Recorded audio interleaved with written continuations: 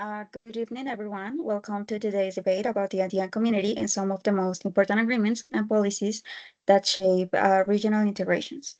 Our main focus will be the Andean Migration Statute, which is a key initiative designed to facilitate mobility, protect migrants' rights, and strengthen cooperation among member countries. We will also discuss important topics related to the Andean community, such as regional cooperation, economic and social challenges, and both the benefits and the difficulties of integration between our countries. So before we begin, I want to introduce the participants of today's debate.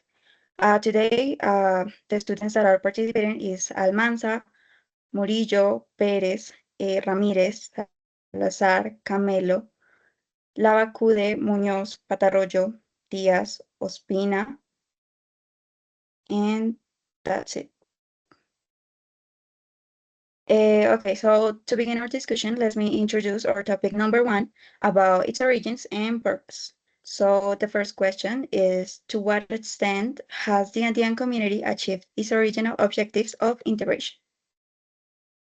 As a first participation, I could say that the Andean community was originally created with the objective of building a customs union and eventually a common market, allowing the free movement of goods, services, capital, and people. While it is true that this objective has not been fully achieved, it is important to recognize that there have been significant advances over time. For example, the tariffs between member countries have been reduced and trade flows have increased compared to the period before integration. Additionally, CAN has evolved beyond its initial economic focus and has incorporated social, environmental, and regional development policies.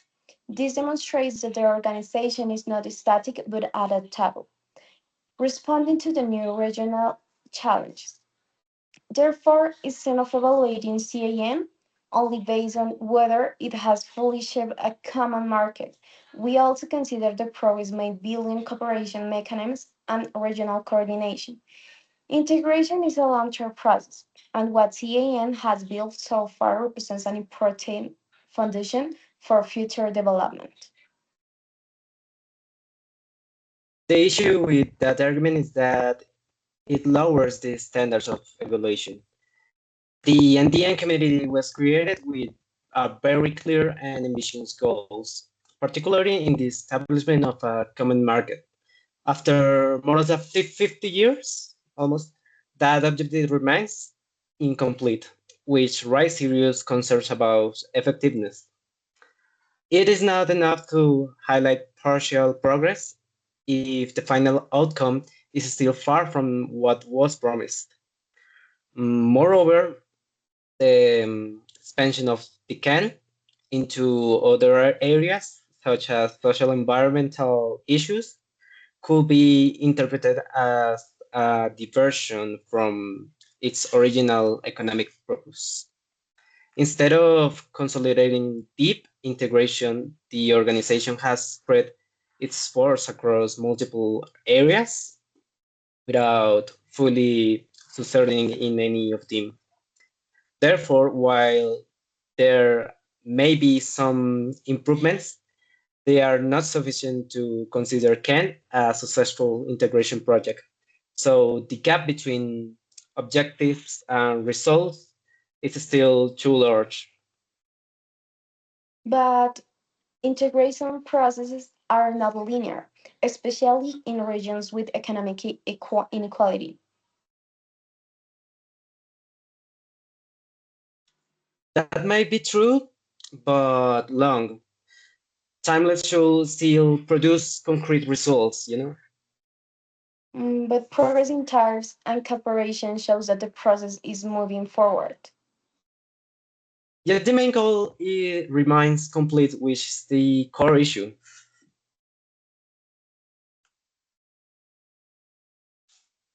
Okay, thank you for your insights on our first question. Now let's move to our second topic, which focuses on the achievements of the Andean community. This brings us to our next key questions. So, are the achievements of CIN significant enough to justify its existence? I like to participate on this one, and one of the key achievements of the Andean community is its impact on everyday life, which is often underestimated. For instance, the elimination of roaming charges between member countries has made communication easier and more accessible.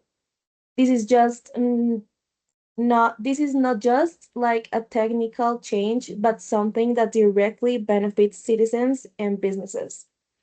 Additionally, CAN has promoted policies that facilitate mobility, such as regional transportation agreements and initiatives like a common driver's license. These measures contribute to a sense of regional identity and integration beyond purely economic indicators. And in terms of trade, CAN has also reduced barriers and encouraged standardization in certain sectors, which help businesses operate more efficiently across borders. While these achievements may not seem dramatic, they represent a steady and tangible progress. Integration is built through these incremental changes that gradually transform the region. Well, those achievements exist, but they are relatively limited when compared to the original ambition of CN.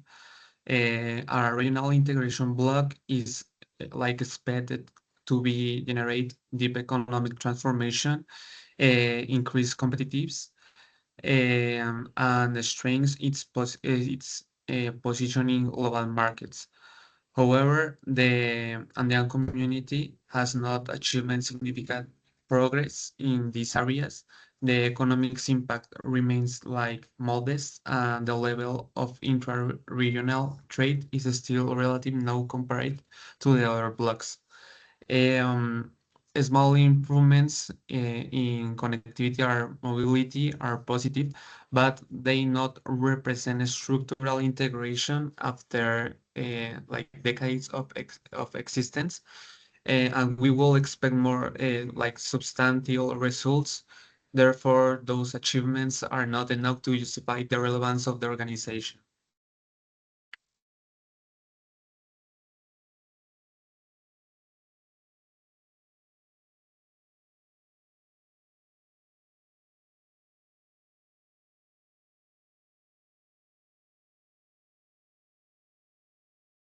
I think that the integration is built step by step, starting with a small but meaningful change.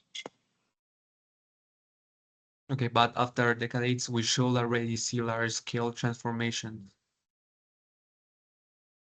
Um, these policies improve real life conditions, which is a key goal. But integration should be beyond daily convinces to economic strength.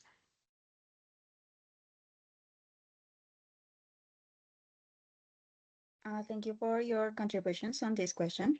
Now let's move on our third topic, which is about the institutional structure of the Andean community. This leads us to our next key question, which is the institutional structure of CAN effective in promoting integration? You may consider aspects such as decision-making processes, cooperation between institutions, and how effective these organizations are in achieving their objectives. Well, I think that the institutional structure of the CAN is comprehensive and includes multiple bodies such as political, judicial, and financial institutions. These allow coordination across different sectors, which is essential for a complex process like regional integration. For example, there are institutions responsible for dispute resolution, economic policy, coordination, and financial cooperation. And I think this demonstrates that the structure has been carefully designed to address multiple dimensions of this integration. But the real issue lies not in the design itself, but in the level of commitment from member states. Even the best design institutions cannot function like effectively if countries do not fully implement this kind of agreements or respect the decisions. But therefore, the problem is more political than structural.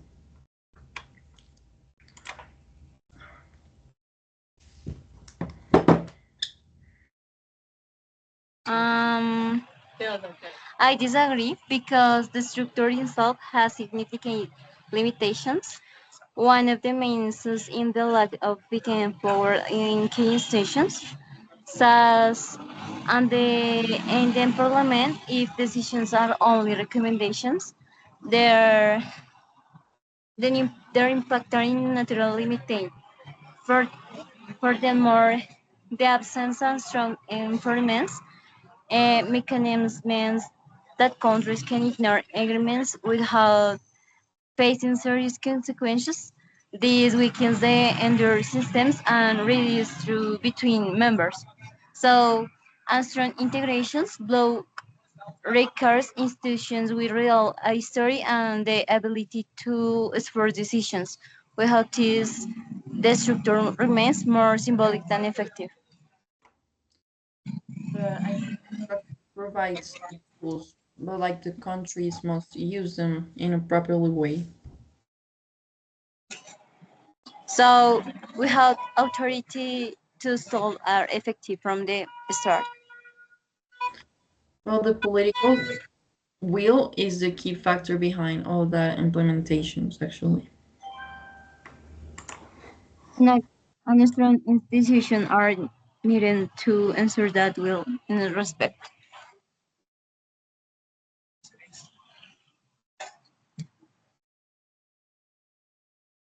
Okay, thank you again for your contributions. Now let's move on to our fourth topic, which focuses on the limitations of the Andean community and the challenges it has faced in the integration process. So here is our next key question, which is, do the limitations of can indicate failure or just challenges of integration? Okay, one of the main limitations of CAN is internal instability. The withdrawal of Venezuela in 2006 clearly demonstrated a lack of cohesion and long-term commitment among member states.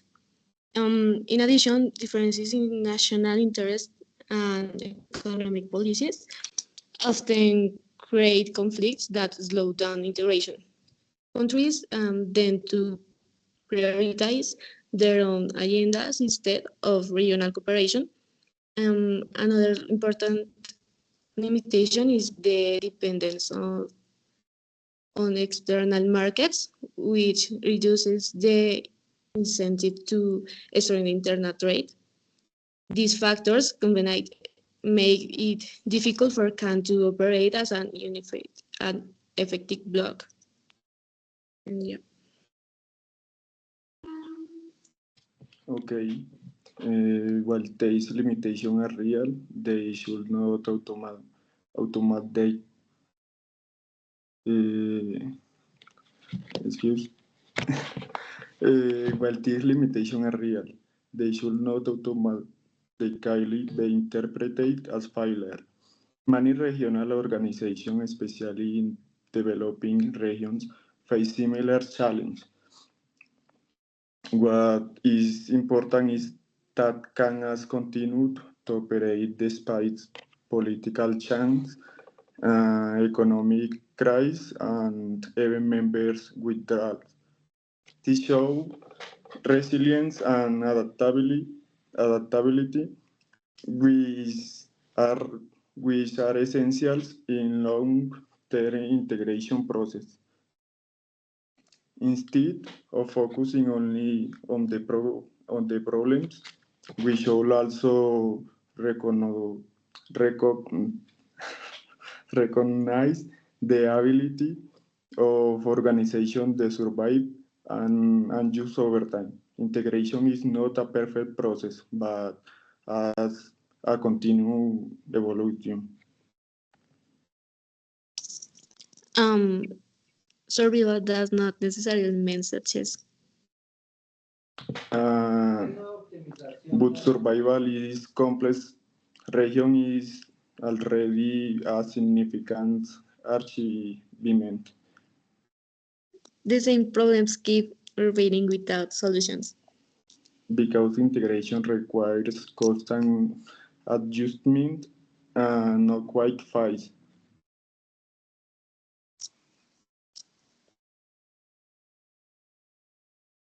Okay, thank you for your contributions. Now let's move on the Andean Migration Statute, which is one of the most important agreements related to citizen mobility within the Andean community.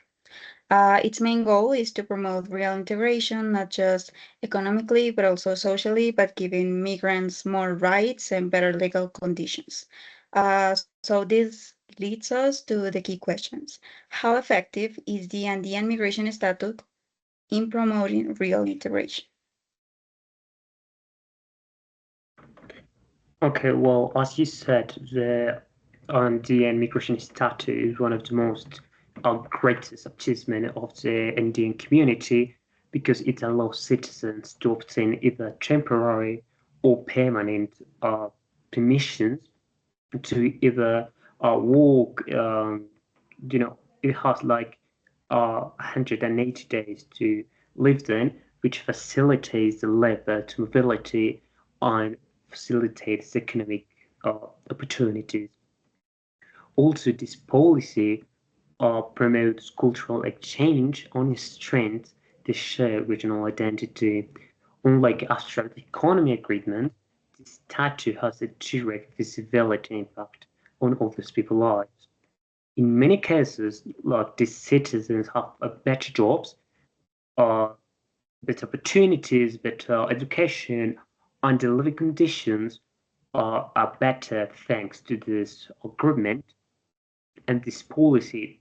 Therefore, it represents a concrete example of how integration can benefit a society as a whole unit, not separate countries. It's a unity.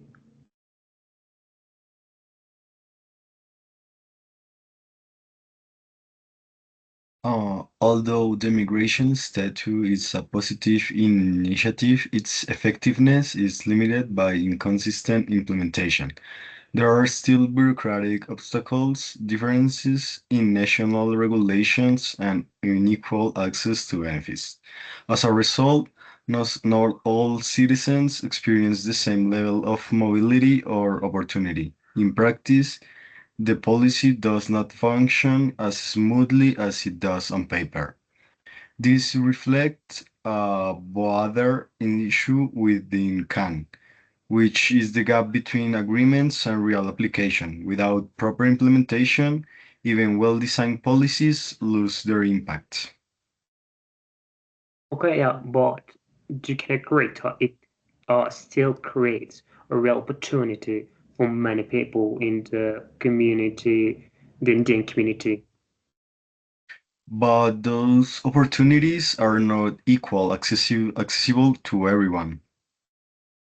Yeah, but it still extends the regional identity into the territory in a tangible way. Yes, but only if it works consistently across all countries.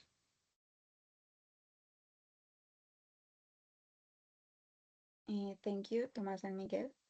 Finally, let's move on to our last topic, which is the international relations of the Indian community and how this influence its role in the global context.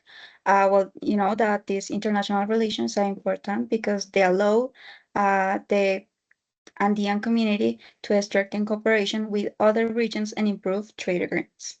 So, to end these discussions, well, this brings us to our final questions, which is does can strengthen or weaken its position through international relations? The Indian community has developed an important relationship with external partners such as the European Union, And these partnerships facilitate the trade, investment, and the cooperation in various sectors.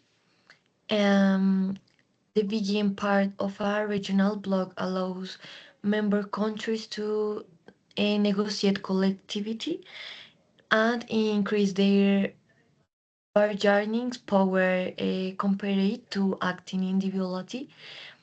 This is especially important for smaller economies and therefore can not only contribute to regional integration but also strengthens the global position of its members. So these external relationships can also be interpreted as a sign of weak internal integration. If countries rely more on external partners than one of each other, then the bloc lacks cohesion. A strong international project should as well prioritize internal trade and cooperation before seeking external agreements. Otherwise, maybe the integration risks becoming irrelevant internally. So instead of demonstrating strength, these relationships may reveal structural weaknesses. But the external relation can complement internal integration.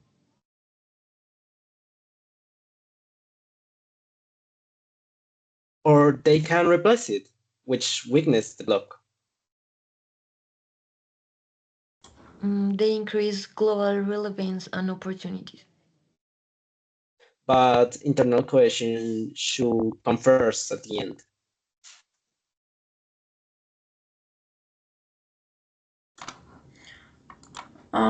Well, just to give a conclusion, I think that the main issue is expecting like a perfect integration in a region that has constant economic and political changes every day.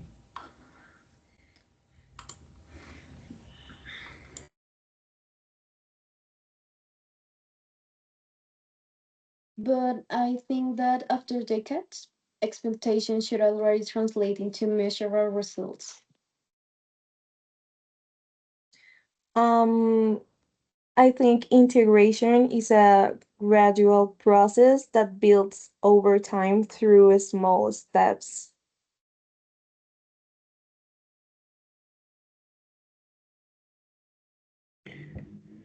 The resilience of the Indian community shows that it is still a potential for the future.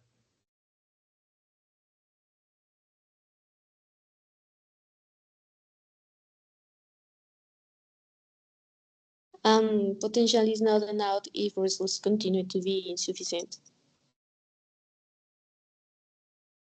The international partnerships demonstrate that can still has global relevance. Or they show that international integration is not strong enough.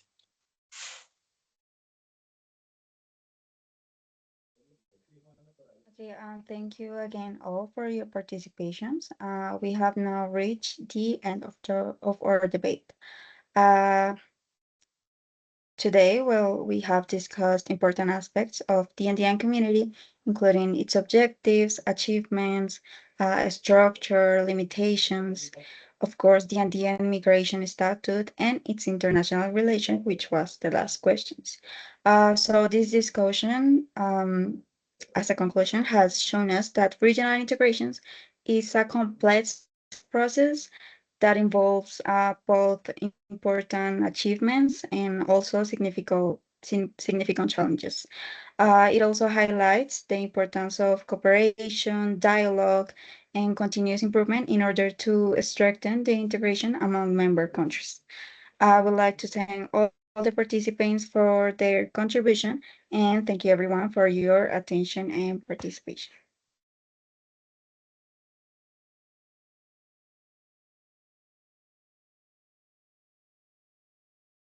Thank you so much, moderator.